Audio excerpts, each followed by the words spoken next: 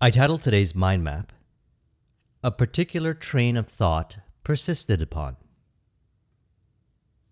Now, this was inspired by a quote from James Allen's As a Man Thinketh, in which he states that circumstances grow out of thought every man knows who has for any length of time practiced self-control and self-purification.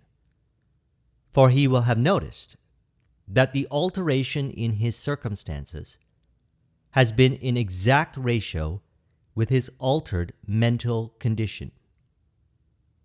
So true is this that when a man earnestly applies himself to remedy the defects in his character and makes swift and marked progress, he passes rapidly through a succession of vicissitudes.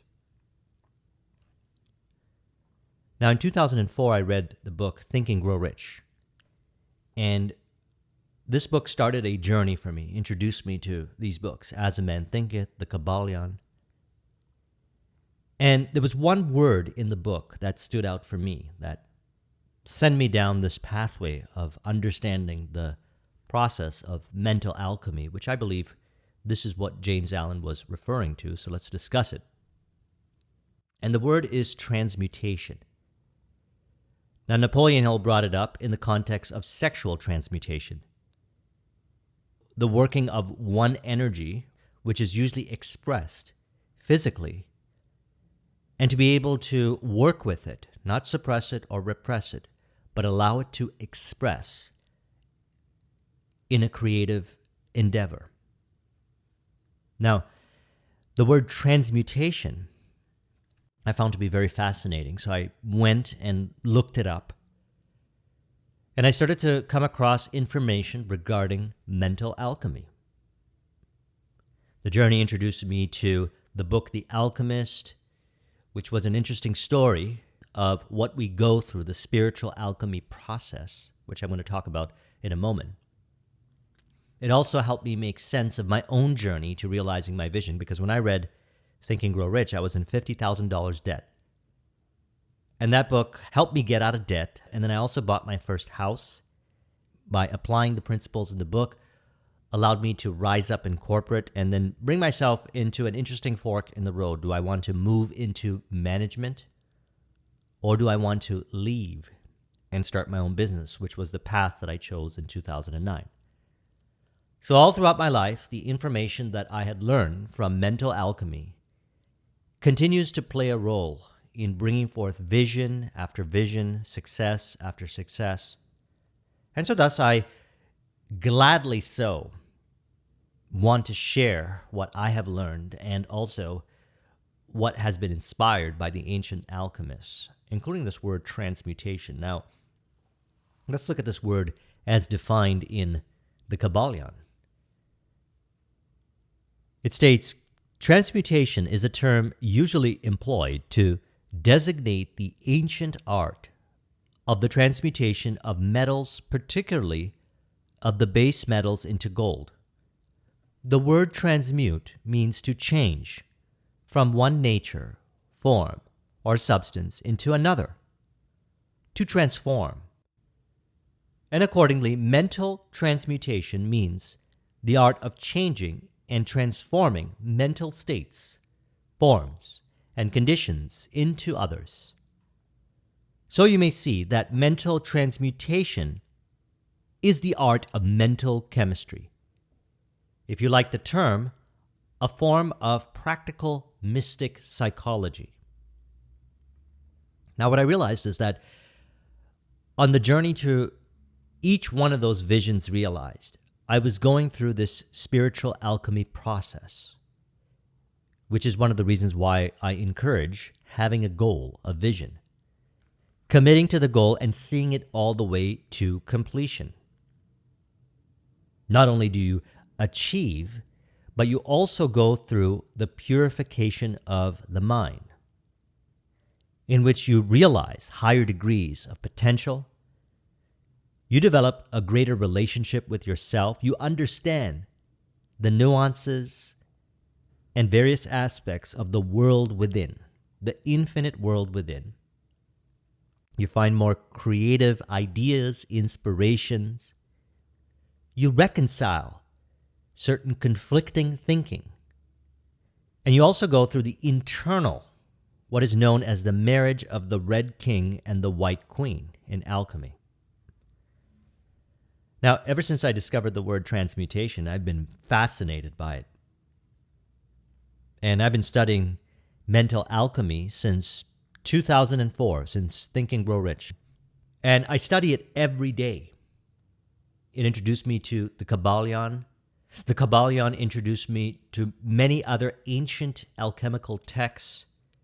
I looked at various interpretations of the Emerald Tablets, the Corpus Hermeticum, and other what would seem on the surface as confusing alchemical texts, such as the Summa Perfectionis. And I studied alchemical art, and I continue to do so, because I realized that the ancient alchemists, they really knew what they were talking about. And I believe we can all benefit from connecting back to the origins of where personal development information comes from. Now, let's look at these 7 stages of spiritual alchemy.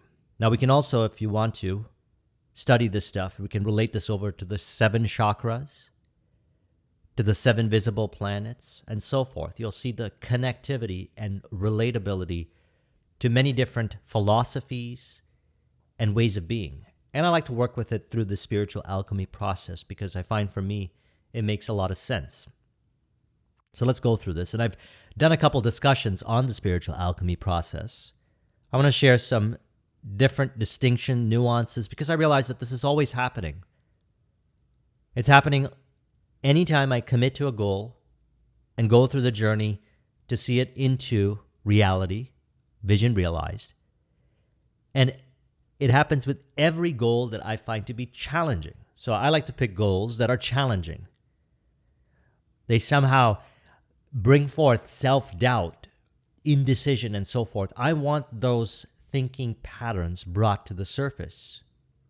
And for me, what I find is a nice goal or vision to stimulate these thinking patterns that are buried perhaps in my unconscious. I want them stimulated and brought to the surface. And the way to do it is to commit to a goal. This is the way that I do it. And although we might have been taught many different things of how we should be and how we should do things, I always encourage each person to discover within themselves what is it that they truly desire to experience. Now, throughout the journey, each time we bring a goal into realization, we understand this process even more. So here's the 7 stages of spiritual alchemy. On the first step, we got calcination. Now, this is usually the start of the journey. A person is inspired to go in a certain direction. They have a desire, and as a result of having this desire, it stimulates a vision, something that they desire to experience in life. Could be a business goal, could be a personal goal, it could be whatever goal. I like to honor and encourage these desires because, as I had found in my life, not only was I able to achieve those things, but who I became and I continue to become on the journey is someone that I truly am. I feel more like myself, like how I truly am. There were clues of how I really was in childhood, although now I encourage it more so by simply committing to what I desire. Now, this starts the process of bringing to the surface certain thinking patterns in relation to fear, self-doubt, and so forth. And they are revealed in the circumstances and outer aspects of our life.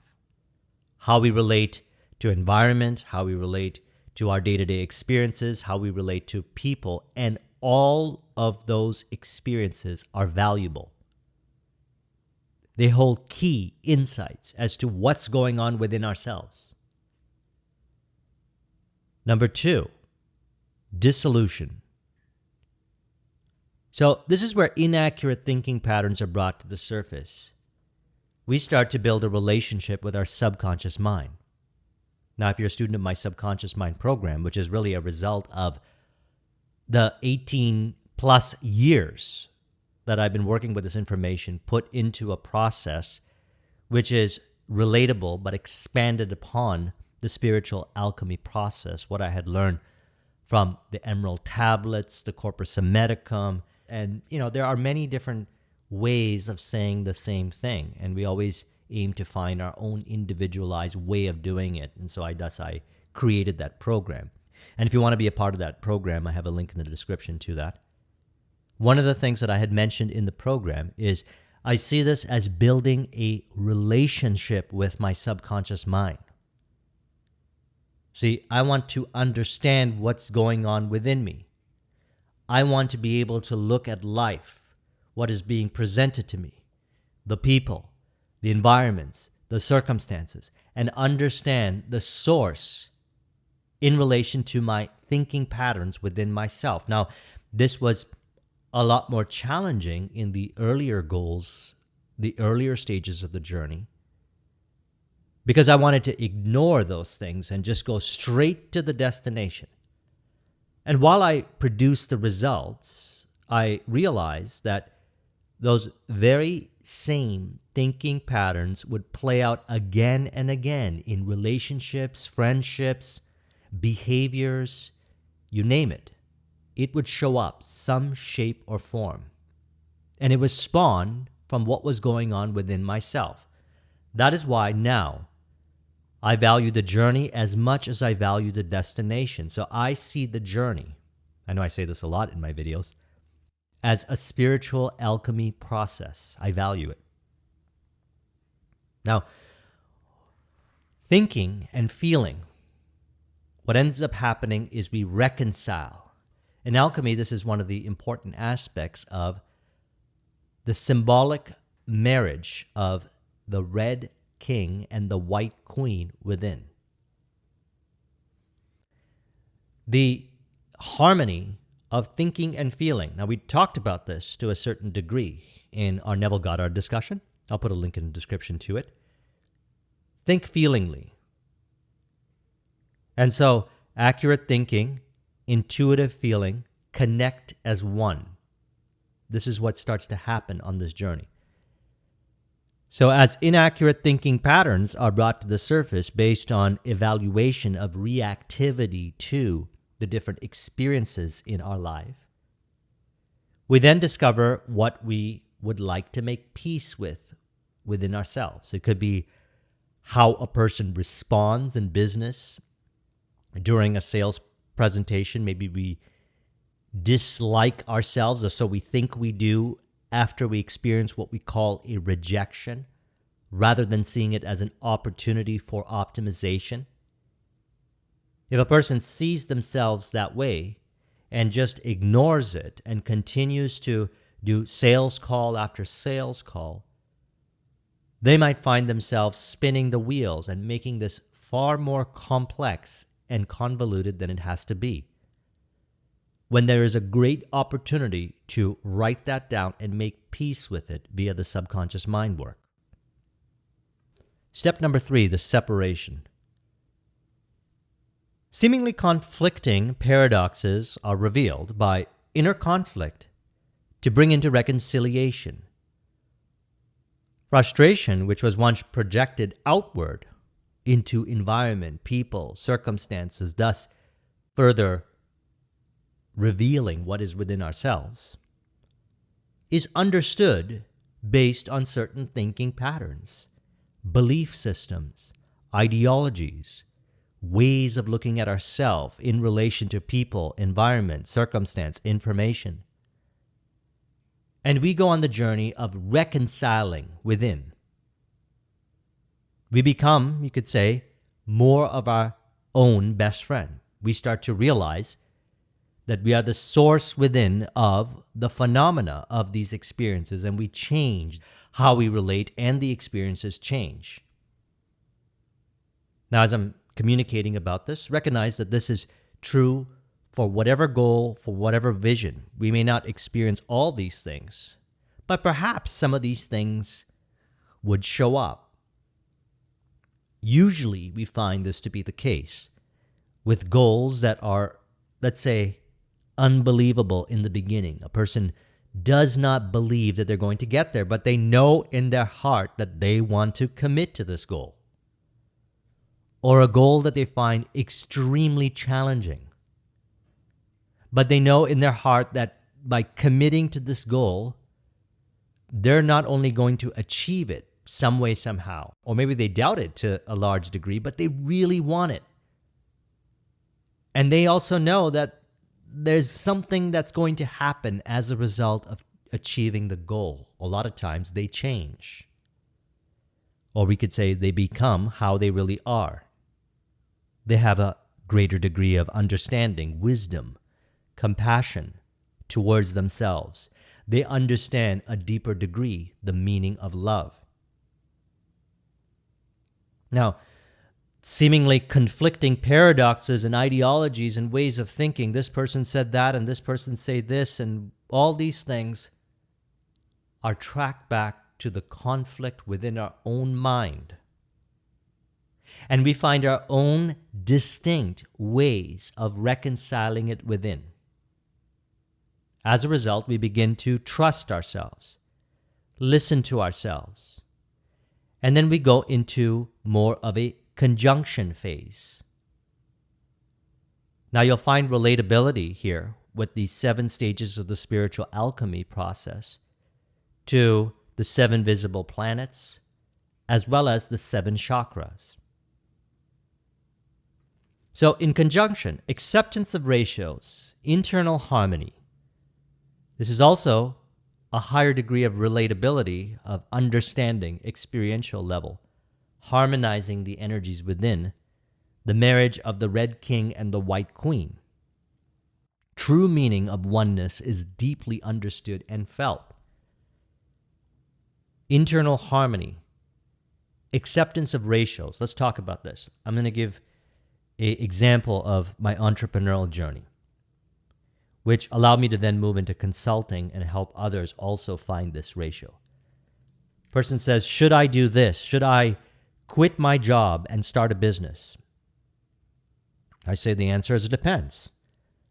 Perhaps you would leave your job and start a business, or you would keep your job and build a business on the side and then eventually transition into. So you could leave your job, you could stay in your job, or you could do both, and it could be a ratio. What resonates with you? So they might try it. They might say, look, I find that maybe I'm going to try it for 5 or 6 months. I'm going to stay with the job that I'm working in right now, and what I'm going to do is I'm going to dedicate 2 hours Monday to Friday at the end of the day to work on my business and see how it goes. I'm going to run this for 6 months, and then I'll see what shows up after that. So rather than thinking one way is better than the other, they find a ratio that works for them. Now, some individuals, for them, it's better to leave the job and start a business. For some individuals, it's better to stay in the job, save up a certain amount of money, and then leave it and then start a business. Or for some individuals, it's better to actually do both at the same time. Now, I worked 10 years in corporate before I left and started my business. And everything that I learned in corporate, which was also part of a spiritual alchemy process, when I look at it from a spiritual lens, was helpful and beneficial and contributed to my IT business success. And everything I learned from there contributed over to my consulting success. And everything I learned in there contributed to me building this YouTube channel. And everything that I learned here contributes to other areas of my life. So the answer is not necessarily one way or another. It could be a combination, but for some people, it might be. For example, I did the 10 years in corporate, and then what ended up happening was I decided I was going to do some side business ventures, taking more of a hybrid approach. 80% of my time in corporate, 20% of my time working hours, let's say, on my business venture. And I did that for a period of time, but I found that I wasn't able to sustain that. I found it to be challenging. And having tried it out, I brought myself to an earnest conclusion, and I accepted that it was time for me to move on. So, acceptance of ratios, internal harmony. The same is to be said about thinking and feeling. Now, when one has purified the mind to a large degree, they experience the heart and mind coherence, and they're able to maintain it for, we could say, longer durations, or maintain it to the point of autotelic, so one with, and that brings us into coagulation, which we'll talk about in a moment, in which they think as needed. They don't overthink. They feel, and they understand what the feeling means, and intuition. So they're able to think as needed. So for example, in business, another example, person may show up and say, what's the process we need to take here when it comes to building this business on the revenue side? Should I go into social media? Should I go into paid advertising? Should I go offline and go into referrals? So I start to have a conversation with them. I say, listen, what do you really want to do? What feels resonant with you? If all of these pathways worked for you, which one would actually bring forth the highest degree of joy, bliss? And perhaps they've never asked that question before because they're only thinking of it from one side of the equation. They may be thinking about it more on the side of what makes the money. And they can benefit from harmonizing it to how they feel, the heart and mind coherence. So then a person, and I remember this conversation, I've had it a number of times, person says, I just really love connecting with people in my local community. And they end up actually knowing a lot of people in their local community. And they get invited to all the events and the trade shows and different activities that occur in their community. And upon evaluation, we find that their ideal prospects are in those locations. And so I asked the question, why did you feel conflict about this? And then they may say, well, I saw some ads and there was some information giving to me says it was better to market on Instagram or to do it this other way. And I said, look, there are many ways to get to the destination. You want to find your way.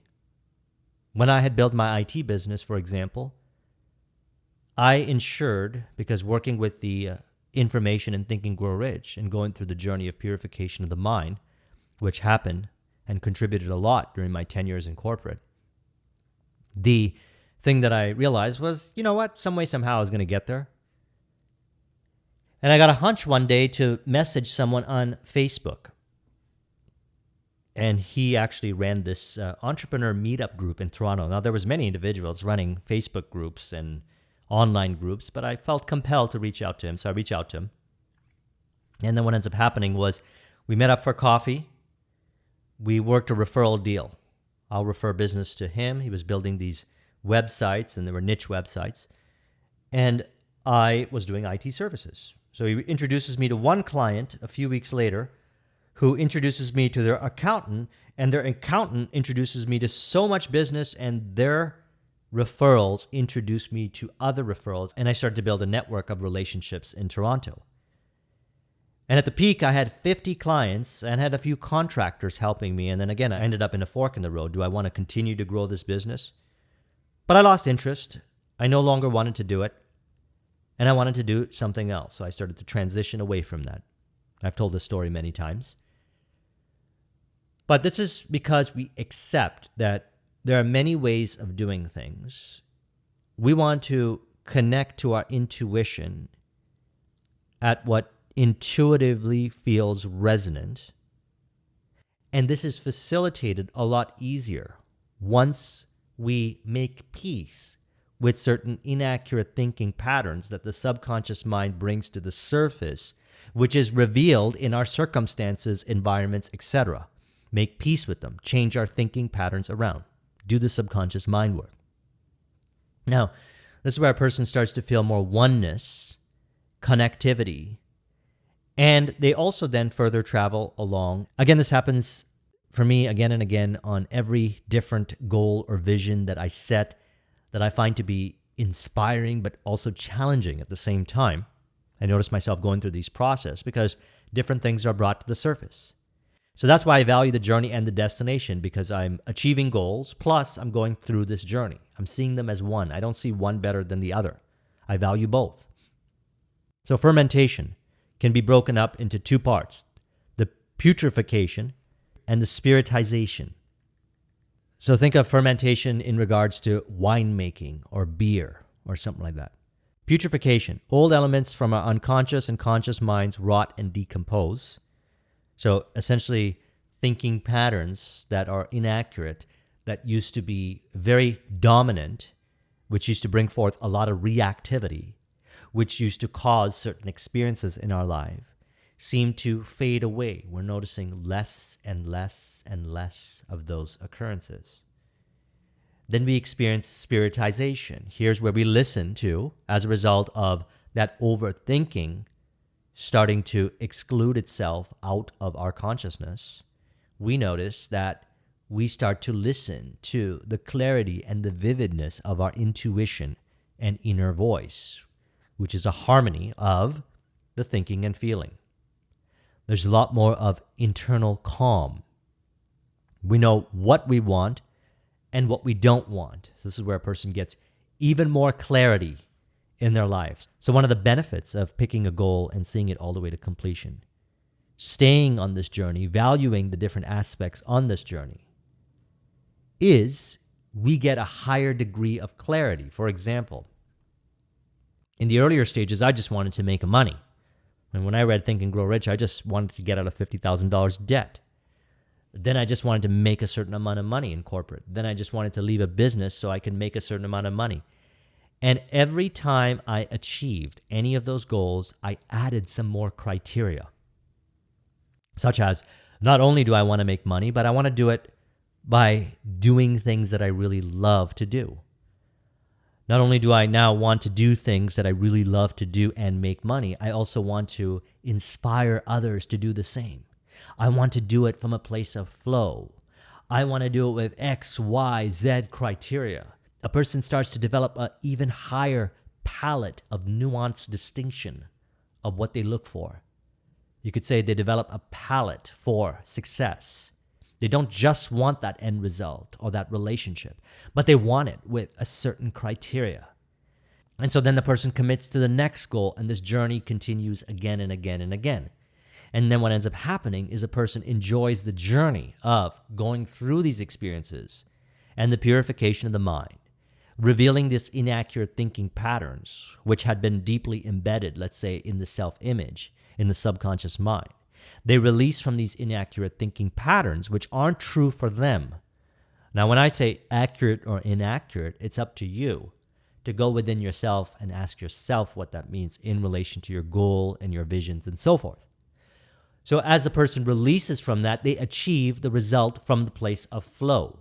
And then after they achieve the destination, or they get to that end result, they get even more nuanced in their palette for what success looks like. And they, a lot of times, find great joy in helping others also achieve success. This is something that I have spoken to many about, including during my years of building relationship with the different seniors when I was in corporate.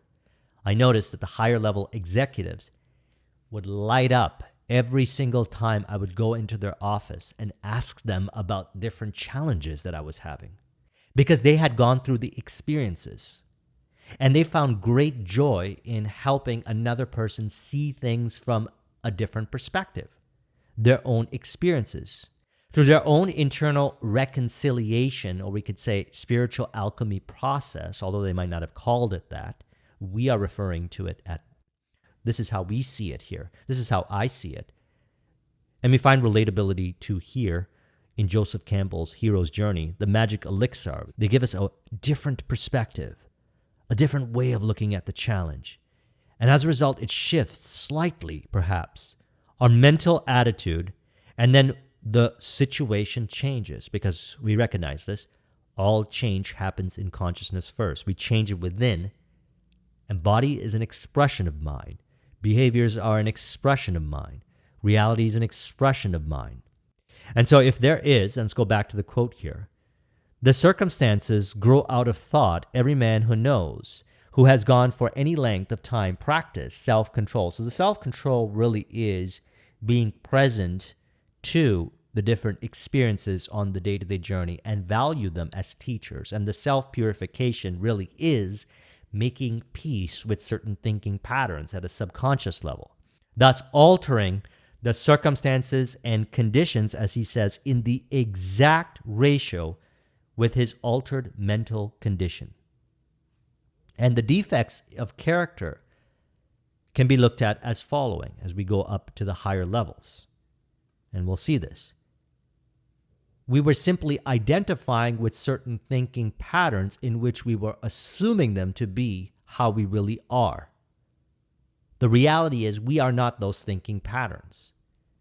The thinking patterns that are in harmony and resonant with, we gladly allow ourselves to identify with. And then what ends up happening is we recognize that we, at the essence, are not defect. At the essence, divinely pure. We'll talk about this in a moment when we get to coagulation. Distillation. So when a person gets to step 6 here, and again, this happens again and again and again, and maybe some journeys, and what I've also experienced is some journeys, there's a higher degree of magnitude to what's brought to the surface and the reconciliation going on. So depending on what goal or vision you have, you'll find a relationship with the degree of what's brought to the surface of unconscious programming, thinking patterns and so forth, beliefs, ideologies. Now, distillation. This is where a person starts to live out their inner realizations. They actually honor and listen to their intuition and prioritize it, allowing them to become more of this. We could say this is how the self-image gets reformed again, or more accurately put, we become truly how we genuinely want to be. Finding love and flow in different areas of life, this becomes common. And also less reactivity and more proactivity in different areas of our life, or in different levels, you could say. For example, a person starts out in a company, they're at an entry-level position.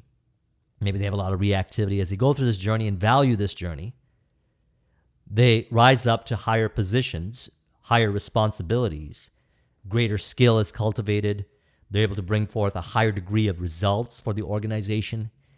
And they also notice they have less reactivity or no reactivity, and more proactivity in relation to the things that they were once reactive to.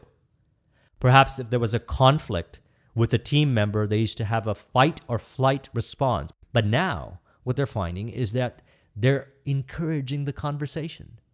They're enjoying the dialogue. And while the dialogue or the conversation might be a little tense, they remain in the conversation because they value the journey.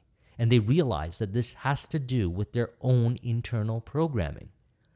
And they're able to bring it to the surface and make peace with it in the moment, real time, or upon reflection at the end of the day, end of the week. They observe the thinking patterns and they do the subconscious mind work to make peace with this. And then we go into coagulation. So this is where a person has a higher degree of relationship between mind and matter, harmonious relationship, one with the divine. Inner world and outer world are not seen as different, but reflections of one another, oneness. Now, the important thing about this phase is it's experiential. It's felt. With some people, they don't have the desire to, or they haven't developed the ability to put it into words. Some might even start to express it in very poetic ways. It may sound very esoteric, the way they speak. That's because what they're really describing is something that is from a very deep place. And so now when I reflect back on the many mentors that I've had in my life, and they used to say things to me that you could say were too esoteric for me at that time, or I disregarded it, I now understand it to a deeper degree. I value it. And this goes back to even the things that I heard from my family members when I was growing up. Some very simple advice, some perspectives on life, and some interesting ideas, and even the most complex things that they would say. now contain a higher degree of understanding. And through the process of mental transmutation, as we relate it over to Coagulation, it's easier to shift into different states of mind. They can recognize also that they're dwelling in a certain state of mind and be able to switch the state of mind real time.